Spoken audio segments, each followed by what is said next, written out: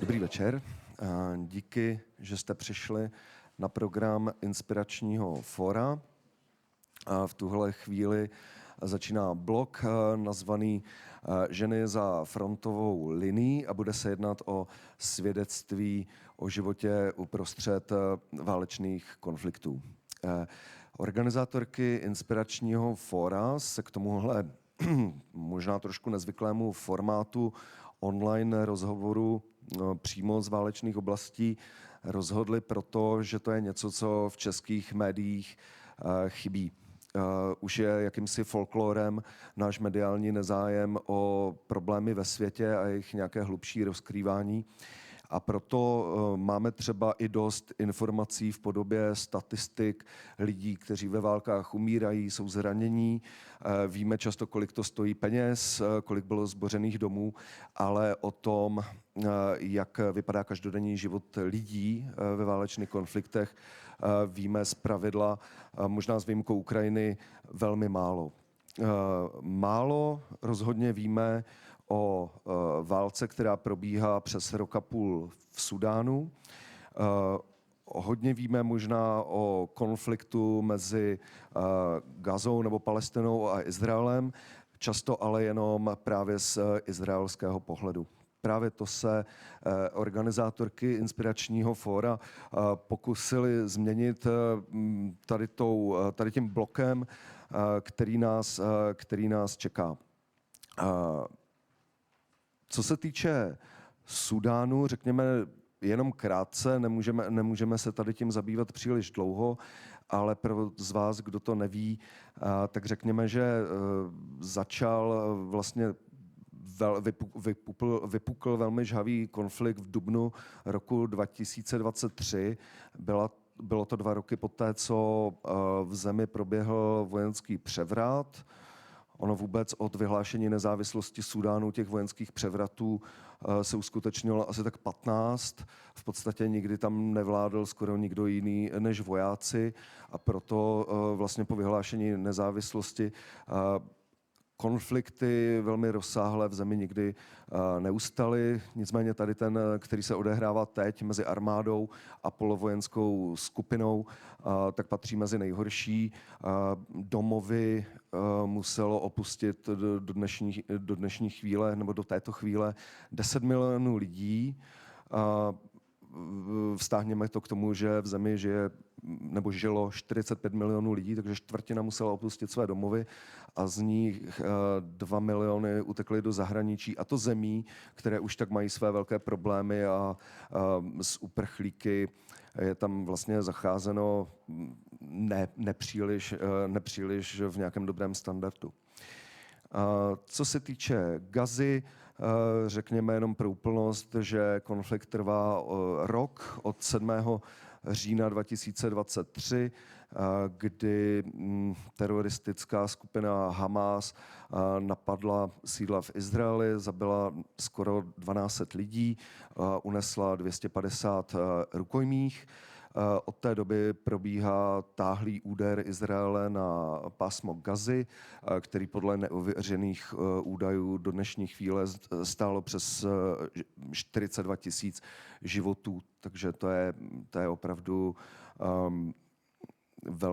velmi vážný konflikt, který nezdá se brát konce, naopak se rozlévá do dalších zemí, v tuhle chvíli do Libanonu, a zapojuje se do něj i Irán.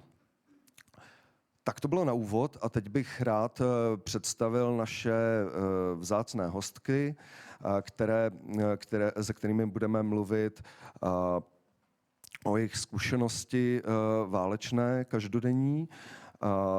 Rád bych představil, pardon, já se jenom podívám, ať to jméno neřeknu špatně, paní Ruwaidu Kamal Amer, která je novinářka, producentka a filmařka žijící v Gaze. Nicméně dříve pracovala jako učitelka přírodních věd. Po vypuknutí války v Gaze se svou rodinou zůstala a informuje o probíhajícím konfliktu. Ne tedy v českých médiích, to bychom si všimli, ale v médiích, jako jsou Al Jazeera, ABC News nebo Euronews. Píše taky pro magazín Plus 972, kde informuje právě o každodenní realitě ve válečné Gaze. Druhou hostkou je paní Fatma Mohamed, která má možná trošku nezvyklou kombinaci povolání. Je lékařkou a zároveň právničkou, která se zabývá lidskými právy. Lékařskou fakultu vystudovala rok po vojenském převratu v roce 2022, pracovala v turecké nemocnici a koordinovala projekty s Amnesty International nebo s Lékaři bez hranic. Po vypuknutí konfliktu ze země odešla do Ugandy, odkud vlastně poskytuje právní pomoc lidem, kteří jsou tou válkou zasaženi. Už během války zakládala pohotovost, zase přečtu, Al-Kalaklad, která poskytovala lékařskou péči zejména ženám a zabývala se monitorováním epidemií. Moc děkuju a mám z toho velkou radost, že tady spolu můžeme tento večer strávit. Rád bych začal tou situací v Sudánu, o kterou budeme mluvit s Fatmou Mohamed. A dovolte mi, abych pro ty otázky přepnul do angličtiny, protože to bude usnadňovat tu komunikaci a nebudeme se tolik zdržovat překládáním. So, hello, thank you very much for being here with us. I would I introduced yourself, and now I would like to start with the situation in Sudan. Fatma, please, can you explain how happened that you graduated from medicine, and you are also the lawyer who is specialized in human rights? How this goes together? So, good evening, everyone, and I'm so honored to engage and to participate in the women frontline defenders, activists, and who's working basically as I'm a doctor and graduated from medicine school, and then I worked in a legal aid organization. So I worked as a paralegal, and then I was trained by Amnesty International to document and to report about the violations in Sudan before war, during the coup. And beside that, I'm a volunteer in the emergency response room, where everyone knows, which was months ago nominated for the Nobel Prize for Peace. So this is who I am. Thank you very much. Please, how would you describe nowadays situation in Sudan, especially in Khartoum and Darfur, where the war is happening? How do people live there these times? So, as everyone knows, that there is so much going on and very complex conflict going on in Sudan. So, in areas like Darfur and West Sudan and Khartoum, Jazeera are suffering from airstrikes, conflicts, and bombarding everywhere. And also they're suffering from famines, humanitarian aid banning, and much more crisis going on beside the faults and the natural disasters. A few months ago, even Czech media were reporting that there is about to start a famine. How is it now? Is there a famine in Sudan nowadays, or it finally didn't happen? Do people have enough food these days in that regions? Honestly, there is famine in Sudan because there is banning for the humanitarian aid to enter the conflict areas. which are controlled by the RSF, or the SAF areas, which are surrounded and controlled by SAF. So there is humanitarian banning, and food stock inside those areas are already expired and even very rare to find. So we are suffering from hunger and malnutrition among children and pregnants. People here eat the umbas, which is made out of the sugar trees, which is the food of the cows and animals in West Sudan. Some of them eat trees leaves. So there is famine in Sudan, and we have registered only in Khartoum, in one locality in 4 months, is about 7,216 cases of malnutrition among children. The medical aid organization you founded in the beginning of a war to help women. What is the situation and consequences of war for the women? If we target on women, how is the situation now for them? So basically, there is a destruction of about 90% of the hospitals in just Khartoum state. Regardless, West Sudan, Jazeera state, and Gaddafi state, and the other states which has conflict there. And there is only 4 hospitals in the whole state in Khartoum which work for maternity department. So women are suffering. There is about 608 women who had delivered during this war. So you can imagine the struggle of movement from one area to another just to seek medical care, beside the expired medication and not well stored medications, and the out storage of medication, and beside there is no enough medical staff in Khartoum because of the situation, bombarding, and the safety, and also that hospital doesn't secure and doesn't provide safety for medical staff there. So it's very challenging for women to go to a hospital or to provide or to seek medical attention. And some of them also complain of anemia. Some of them reach the hemoglobin ratio rate reached 18% only. Some of them complain of abortion due to the anemia, and some of them complain. We had registered maternity deaths due to anemia and malnutrition among the pregnants. So it's very challenging. We can't provide them medications, even the folic supplements for the pregnants. Regardless, the other women who are suffering from any other diseases or any other situation, and it's very challenging for women there.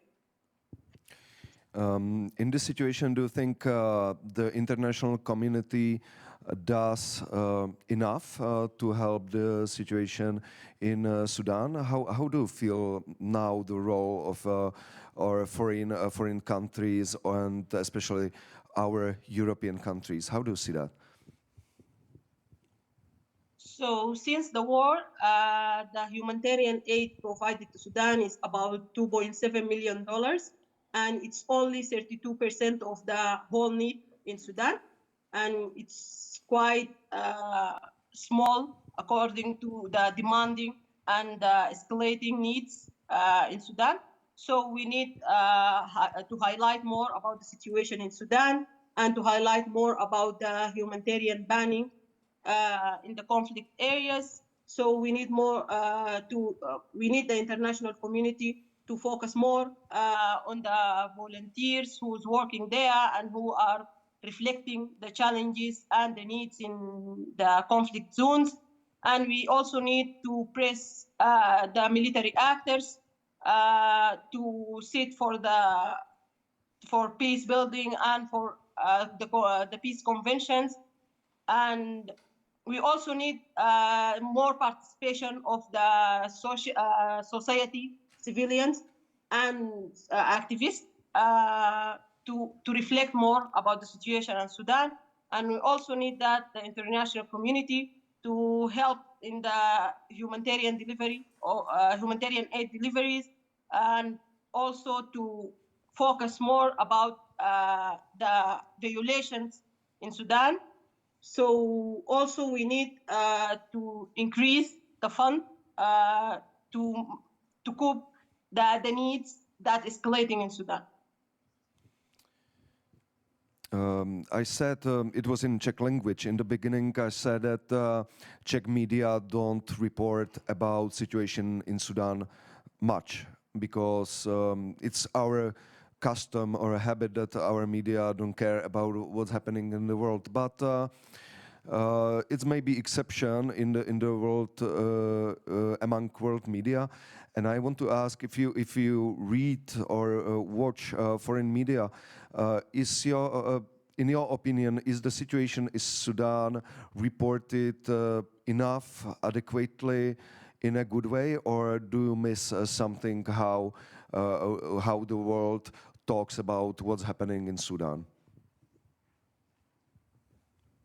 I feel that the international media feel short about what's going on in Sudan because, as I said, there is so much challenges and so much violations happening in Sudan. So we need to highlight those struggles and crises, and to understand more the complexity of the situation in Sudan and the hate speech going between the two parties or the people who's supporting one party. So we need to highlight about the hate speech and to highlight about the peace building and to highlight more about the conflict and the crisis. So it fell short about reflecting the situation. How difficult nowadays is to report directly from the place? Is it possible for foreign reporters to be now in Khartoum and Darfur and report to the media, or are they any foreign reporters in the place now? So in the RSF area, unfortunately, there is no any foreign reporters. Honestly, the situation is very complicated.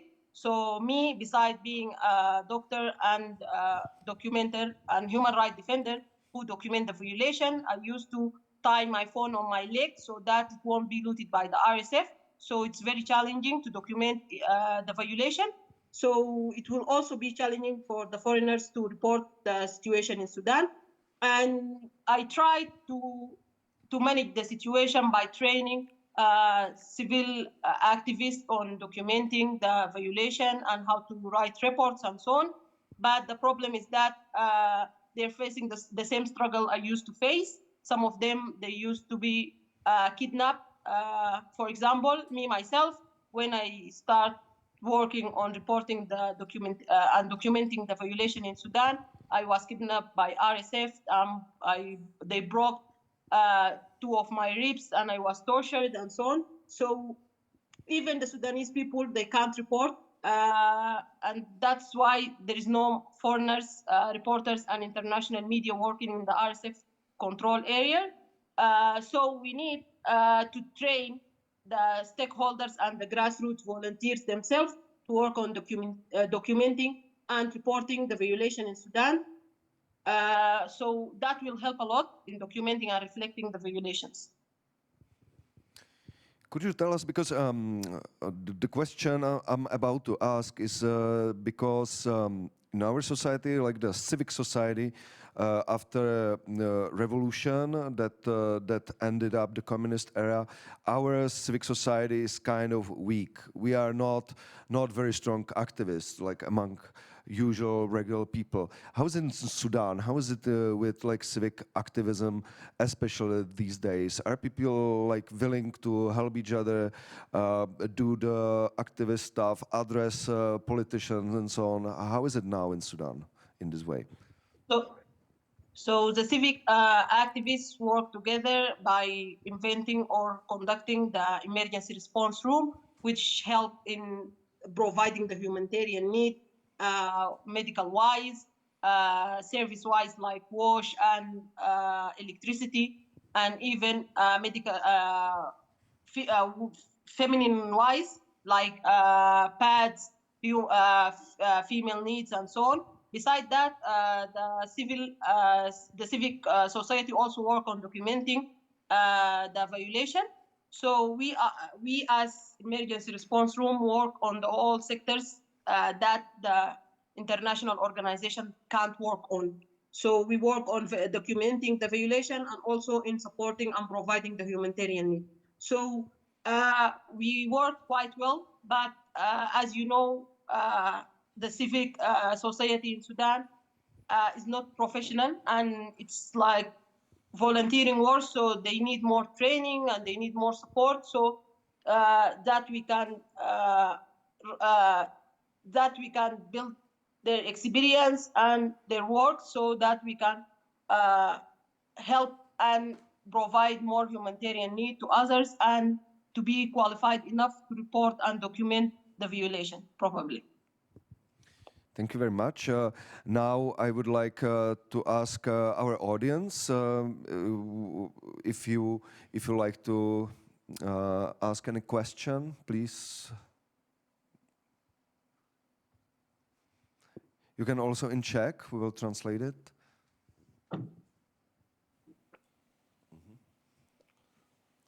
So before someone finds the right formulation, I will ask another question. You were speaking about the lack of food and the healthcare, which are the things that have the worst impacts on children. How is the situation of children in those war regions? Do they even go to schools, or how does it work nowadays? So there is an overwhelming challenges for children. There is about 8 million children out of school now, and 4 million children are struggling of psychological traumas and depression and anxiety. So it's very overwhelming for kids to understand and to cope with the situation, with the rapid situation going on in Sudan. But we try to cope the situation by making and inventing the safe houses for women and children, where we support them by food for the communal kitchen for children and women, and by providing them a mobile clinics on those safe zones, so that they will be able to seek medication on those areas without reaching any red zones areas like hospitals and so on. Besides that, we are trying with our partners like DRC, CORE, and UNICEF in providing like small activities for the children, like fun activities, so that they will cope the bombarding and the sounds and the critical situation there. And besides that, we teach them the main lessons like English, Arabic, religious, and so on. So those safe houses provided a little bit security for children and women and vulnerable people. So it's working well, but we need more safe houses, and we will need more needs to be provided on those safe houses. And those 8 million children need to go back to school, because the teaching and education on those safe houses is not quite enough. So it's working somehow, but it's challenging and it's not enough for the need. And we need also training the psychologists and psychiatrists in those safe houses to work and to know how to deal with those traumas and anxieties among the children and women. We have the question from the audience.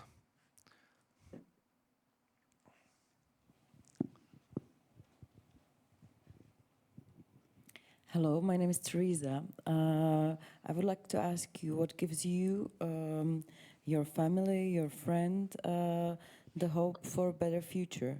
Where do you find, the power to do all of those things? Yes. So I believe in solidarity. The solidarity helps us in empathizing and to understand each other and to support each other. So I believe and I have much hope in Sudanese solidarity, and I know that Sudanese kindness and their beautiful soul, that they know that how to work together and they know how to manage their situation, and they just need a little help in working on that. So as Heraclitus said once, the war is the father of everything, and it will give us a new perspective of how to find peace and how to have cohesion and solidarity together.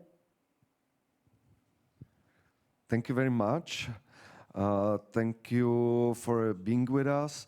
Now I would like to continue with the interview with Ruwaida Kamal Amer, who is connected with us from Gaza.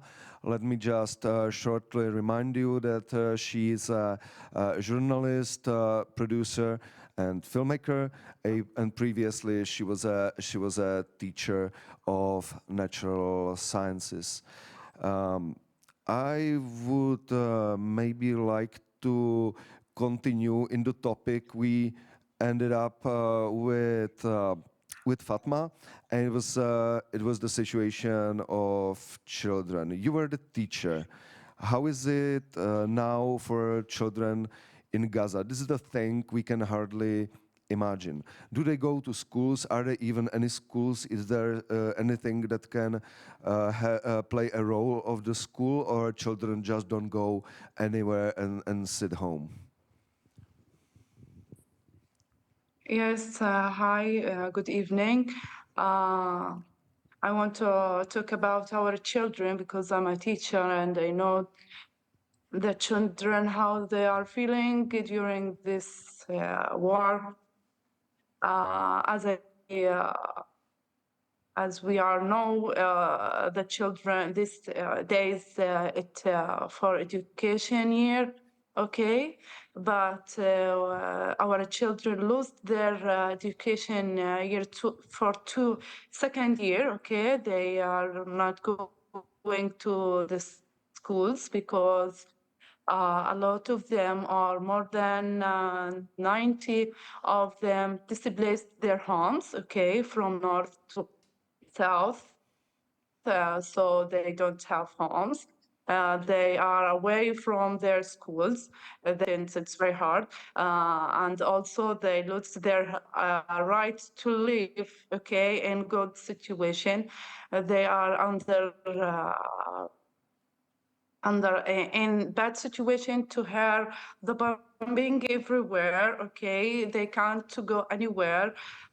They also have a new responsibility because when they displaced their homes, okay, they displaced their home from north to south without their fathers, okay, because the fathers caring about their children, they thought the south will be safe, so they send their families to south, and the fathers stay in the north, okay.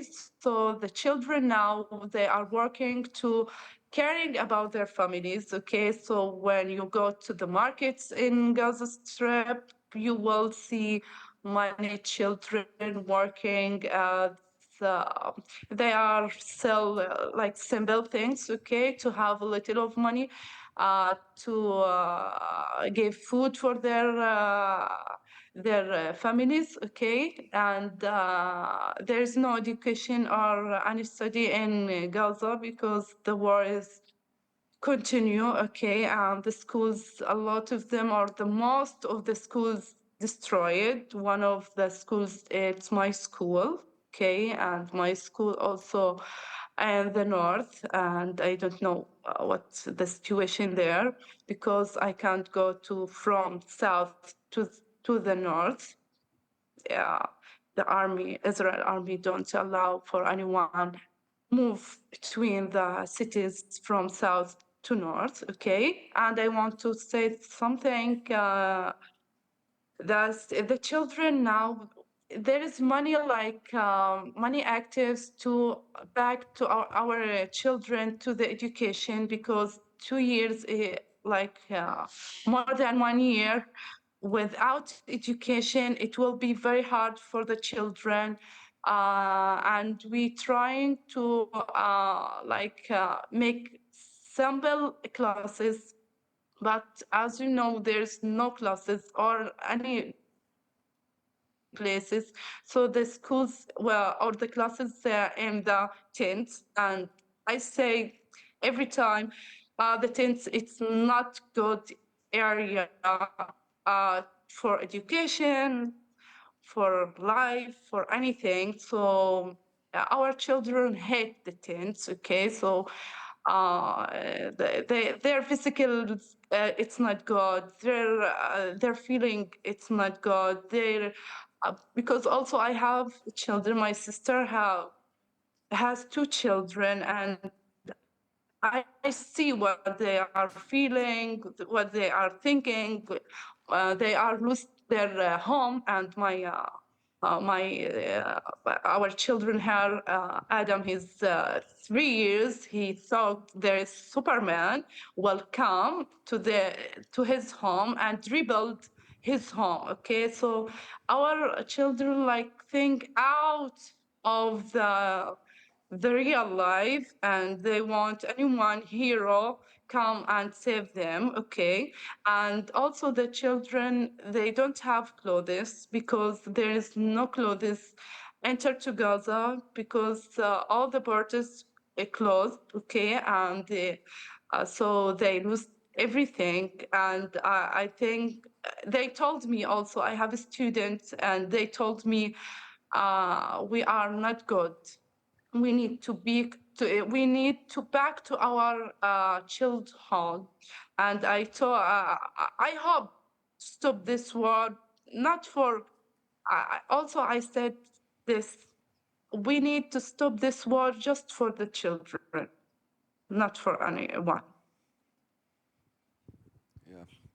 Oh, I would stop it for everyone, but yeah, at least children would be very good motivation.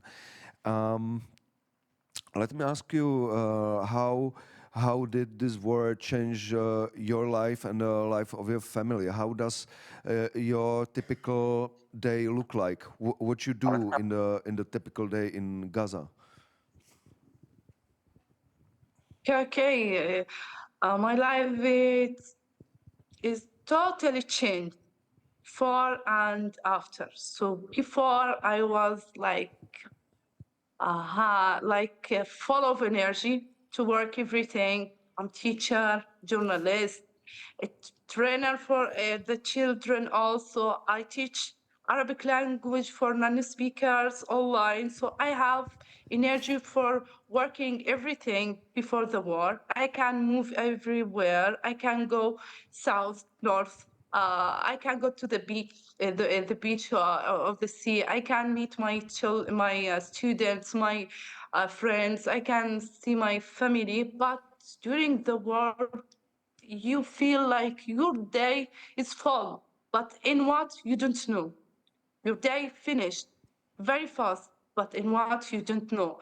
You feel like all the day you are super tired. Okay, just you think what you want to eat today. Okay, because there is no food in the market. Okay, you will think, do you have water in your home, or you want to looking for the water, okay?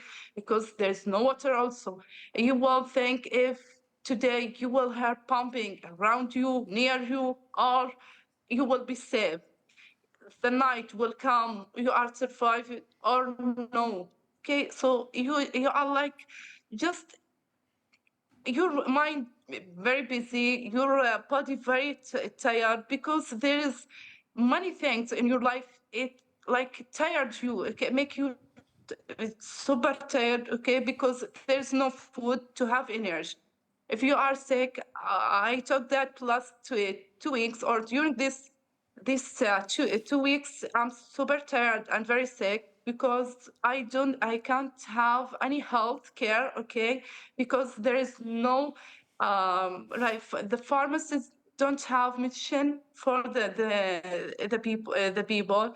Also the hospitals, you know, there is like targeted of for the hospitals, and there is many injured in Gaza Strip, so the hospitals are very busy with them, okay? And if you want to go to the hospital to care about your health, you will not find any doctor or nurse free for you to care about you. Also, they will say we don't have medicine, it's good for you, okay? So I was very tired and very sick, and step by step I like caring about myself by myself with like hot drinks, okay, and feel better, okay, then back to be sick because there's no good health, because there's no food, okay, to eat, to be strong, to complete. Just like during your day, you think if you are strong enough to complete this day or not.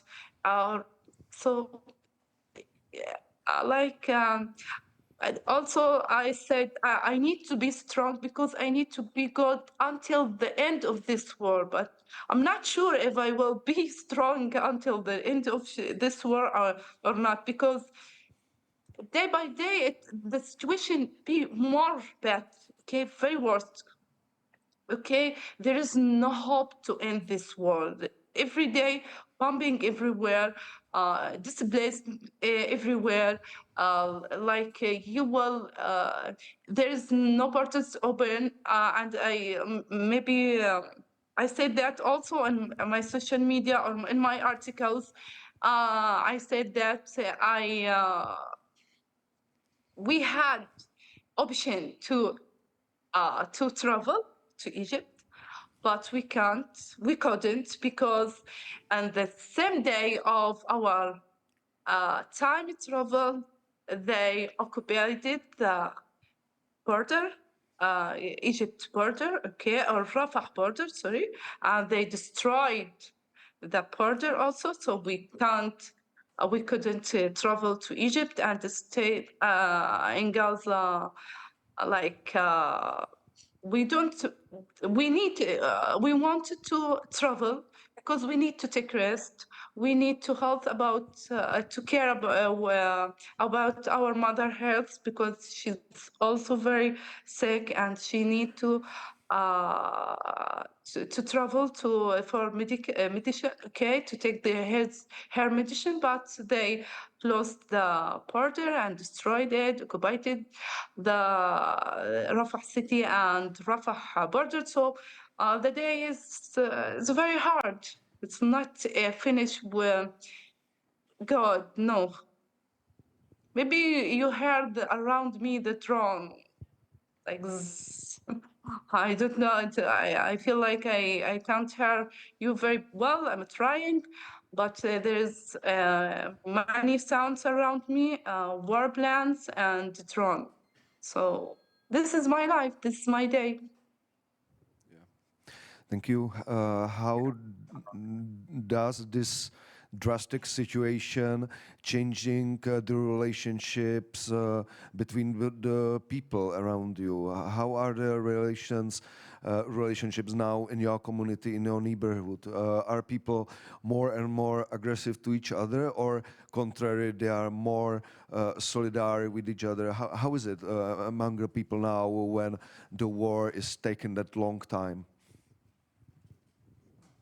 Yes, I want to to answer about this question as Ruwaida and as a journalist, okay? Because as my working, I meet the people and I know how is their situation during the war. Okay, if you visit or if you come to Gaza before the war, you will see beautiful people.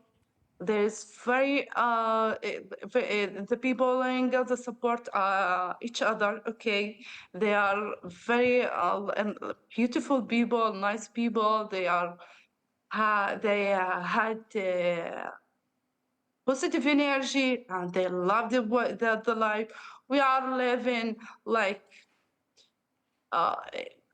we lived in many wars. It's not the first war, by the way, maybe more than 5 wars, okay? But they had very beautiful energy to life. But now, no, the people, they are very tired. When I meet anyone to make like interview or to make story about any topic, okay, they don't have energy to talk, okay? They said, we are very tired. They said, you can see our life, but you can write everything. You don't need us to talk about what we are feeling because you can see the situation, the tents, our children, our food.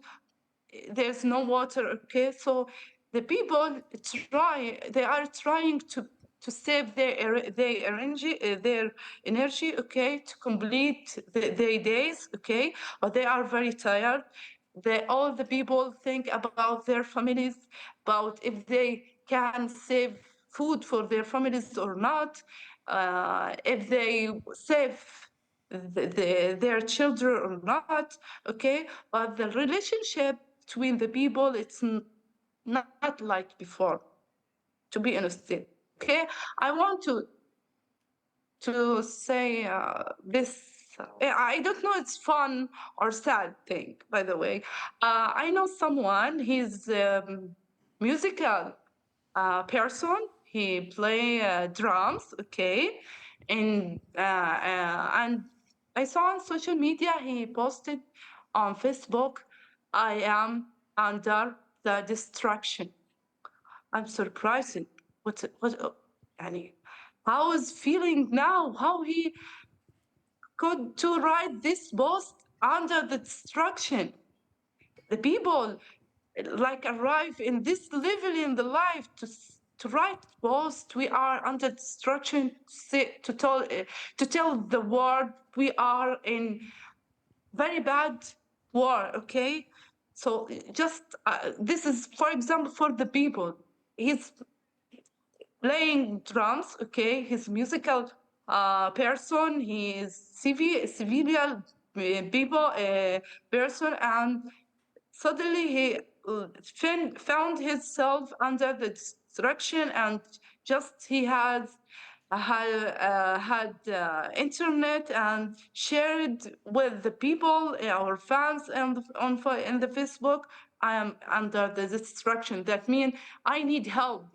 Okay, anyone save me and my family. Okay, so we are trying to connect with him from the morning, but I couldn't reach him. So I want to tell you about the people. They are very tired. They live in hard situation. The relationship that we are trying to be, our relationship is good, calling us, uh, are you okay? Are you safe? It's okay, okay, but we can't help us more than, because everyone think about their families, okay? Because the situation is not normal thing. No, it's super bad, okay? So no, it's they are very tired. Thank you. Thank to your work, the audience of the media like Al Jazeera or Euronews or ABC News. Thanks to your work, they can get more about the situation in Gaza. Could you please describe how do you work as a journalist nowadays? What you do, how you approach to the things that are happening, and how dangerous it is to work like this? Okay, my work as a journalist in this war is very big challenge. Okay, because usually I didn't cover the wars before. Okay, but I work as a filmmaker, produce documentaries, short documentaries, long documentaries. But from the first day of the war, Jazeera and many media, international media asked me to write articles about what's happening in Gaza. So I'm thinking, I think with myself about the topics I want to focus on. I'm free. I don't like to write about political topics. Okay, just I like to focus on the children, the women, because they are the most people like affected of this war. Okay, the women lose their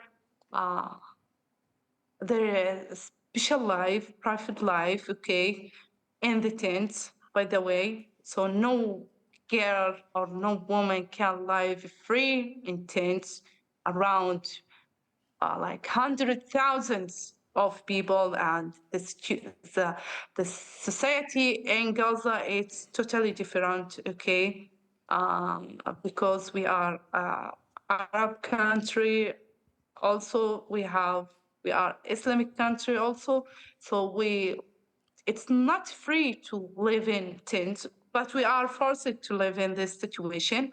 And the children, as I told you, they lost everything, not just education, their childhood, their also parents. Okay, so it's not easy to focus on these stories. You are human. Okay, so you feel you live in this hard situation, so you are very tired and you have like a bad feeling. Okay, bad feelings. Okay, so when you meet these people, okay, you will like take negative energy and sad energy more than your situation. Okay, so it's not easy to cover stories in Gaza, especially my stories, because it's so sad to hear or listen to the children they lose their parents. I feel I commentary about the children or people lose their parents. It's very hard. It was very hard to follow this project and this situation and hear their stories. It was so hard. Okay. Also, it's not safe to move around the cities because the bombing everywhere. So you don't know if you are in safe place or not. Okay, I don't know. I will go to this place. It's safe or not? If there is bombing around me or not. Okay, so it's not good. My family sometimes support me, sometimes not. They are very worried about me. Okay, they don't like to move too much. Also, my friends told me or telling me every time, take care. We are in not normal war. This war, it's not like the last war. By the way, last wars. Okay, this everyone can be killed in this war. Can be killed in this war. Okay, because no red lines in this war, by the way. Okay, so it's not safe. to move between the cities. It's not easy to hear the stories from the children and the woman, also from the people, because sometimes the people don't like to say.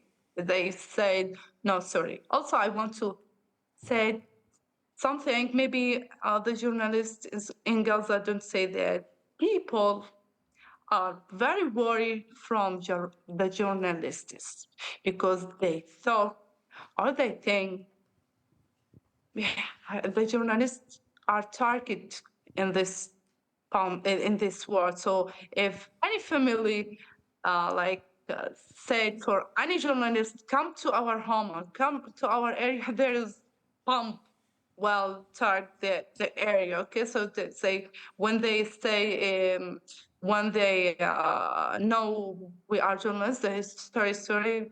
Okay, we are very sorry because it's hard or it's not good for us because maybe there's bombing come for us. Okay, because they thinking the journalists targeted from the during this war, so it will be dangerous for them to be with the journalists in everywhere, in anywhere. Okay, so anything you want to work or to do during the war, it will be very hard and it will be big challenge for your life.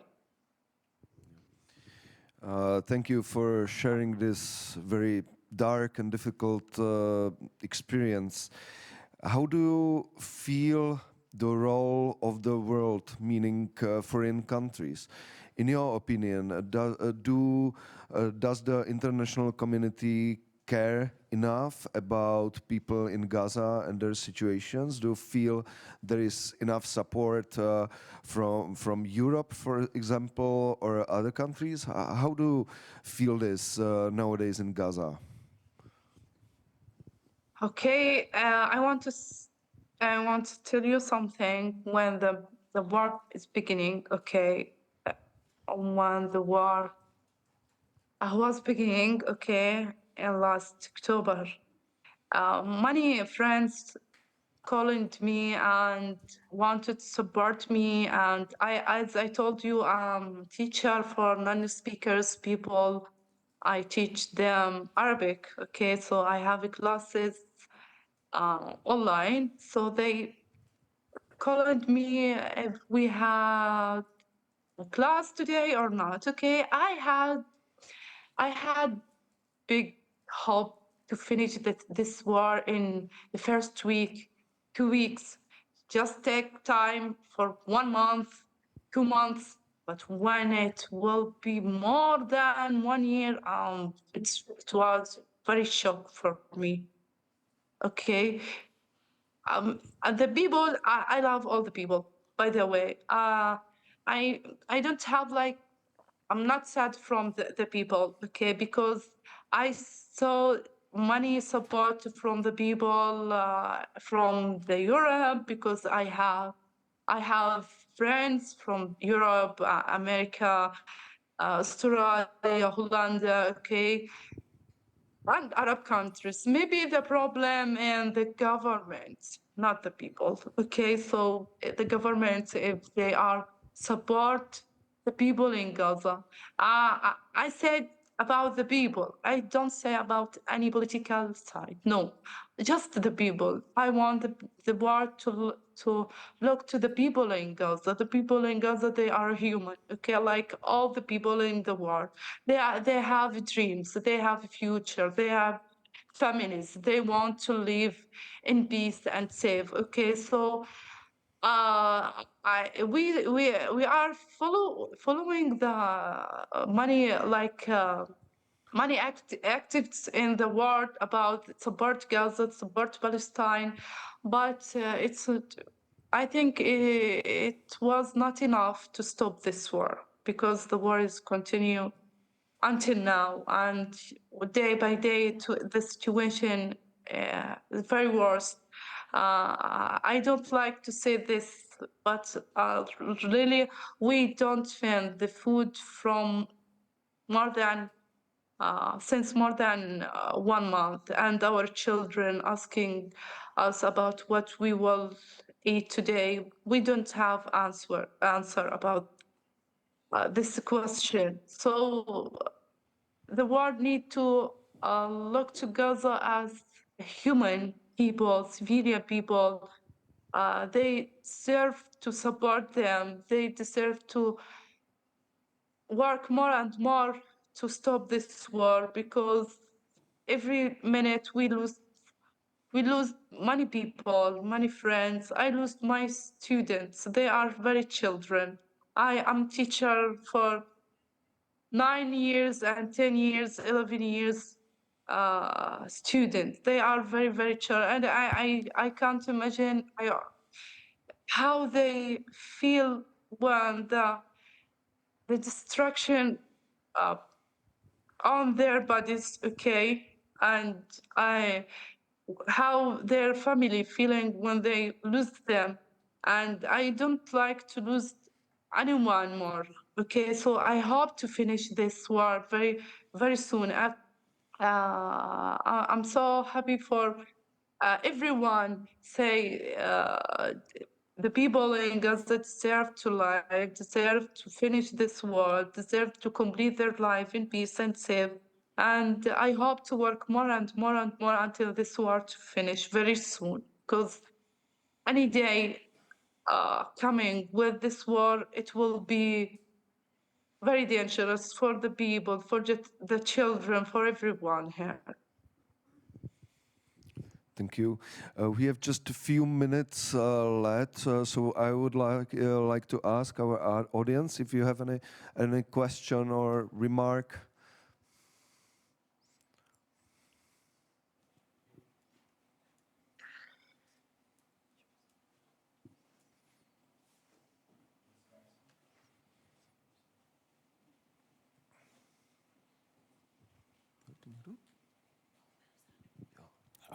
Thank you for your very moving voice.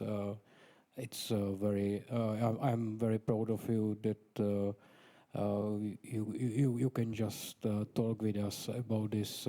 For us, it's unimaginable your situation from the middle of Europe, where is peace and prosperity. Thank you. I have one question for you, both of us.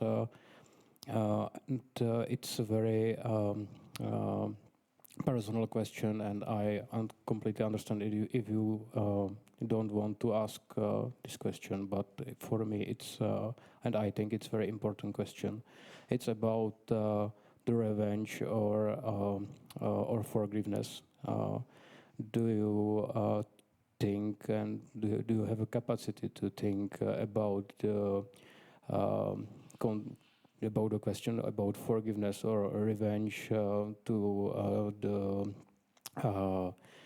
the soldiers that affect your community so much? And do you think about the future of your future as a teacher or mothers that just grow the generation of children that are shaped from these atrocities, and it's a burden that can completely affect the future of this generation. And I think the revenge or forgiveness is very important for the future scenarios of your families, communities, or countries. Thank you.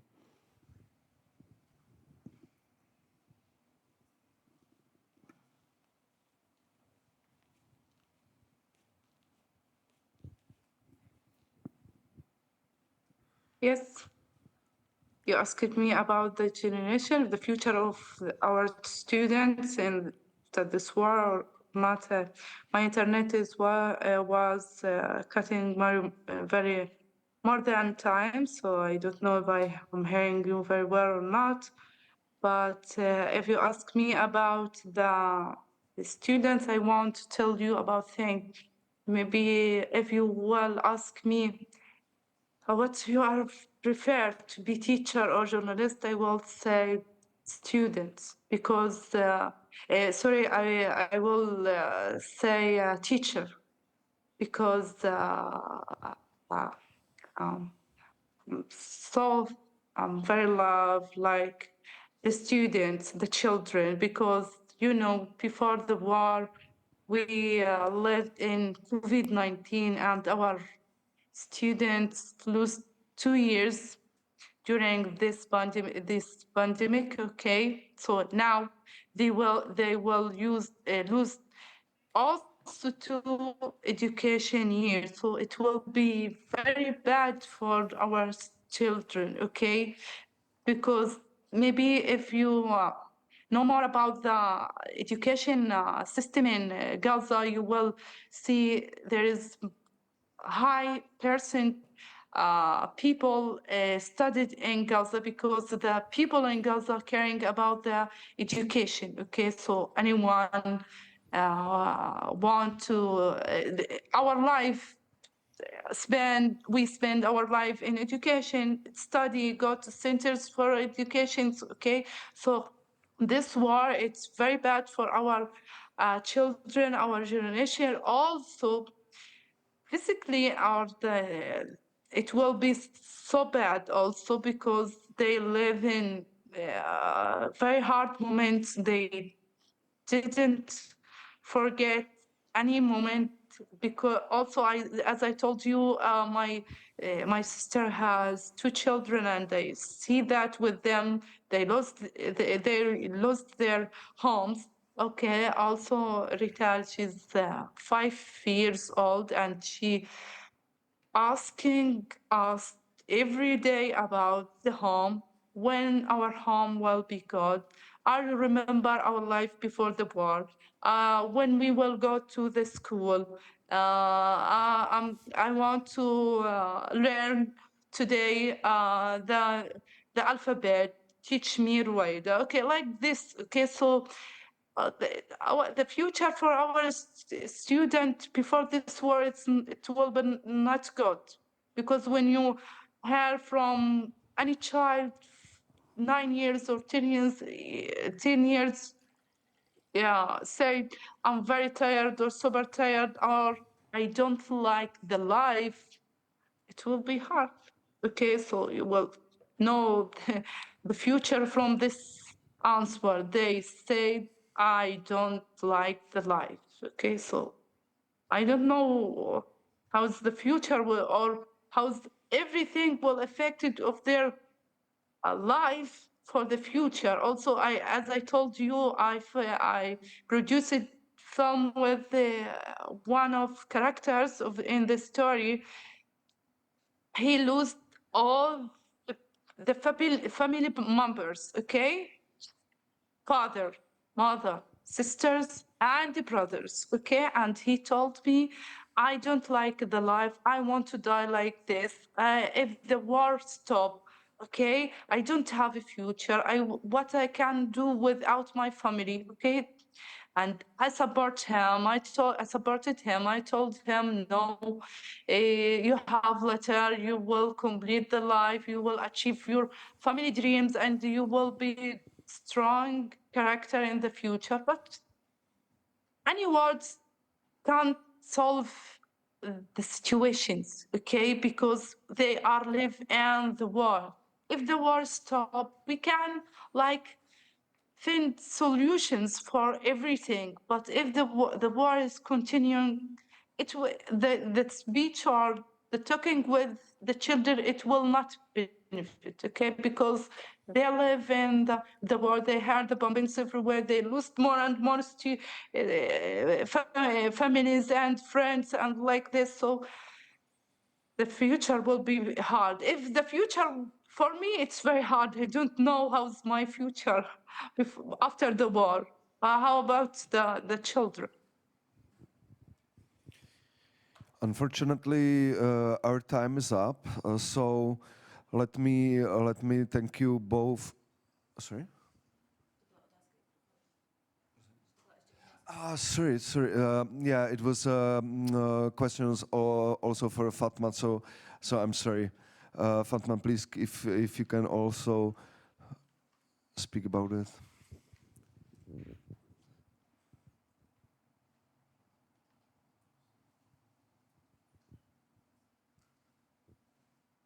So is the question also for me? So I believe people hold grudges. Me, myself, I hold grudges against the perpetrators because I was violated and humiliated by the RSF. So I can feel the other people and the citizens who were forcibly relocated from their homes and who were tortured and who were looted. And I do feel so. And I'm trying to move on. I'm trying to focus on what matters, and I'm trying to focus on peace building and I'm trying to move on. So it needs a lot of work to do because if we didn't if we didn't help the communities to move on and to understand the complexity of the situation there, we won't have peace in Sudan, and people will hold grudges for the communities and for each other because they will keep accusing each other and they won't understand and they won't accept each other. So I'm trying to work on it and I'm trying to move on and I'm trying to understand and I'm also trying to build peace and so on. Thank you very much, you both, that you were willing to connect with us and share your very difficult experience. It's very uneasy to listen to it and to try to imagine what you are experiencing and what the people around you are experiencing as well. For us in Czech Republic and in Europe, is very difficult to feel that we have any power how to influence such a situation, even though here in this room I'm pretty sure about it, and here in the festival everybody wishes the same thing, which is to stop those wars, to have peace again in your countries and and a future again for adults and the future and the children and everybody. So please stay strong, stay healthy, and when we hear about each other next time, let it be in the peaceful time. Thank you so much, and goodbye. Thank you. Thank you, everyone.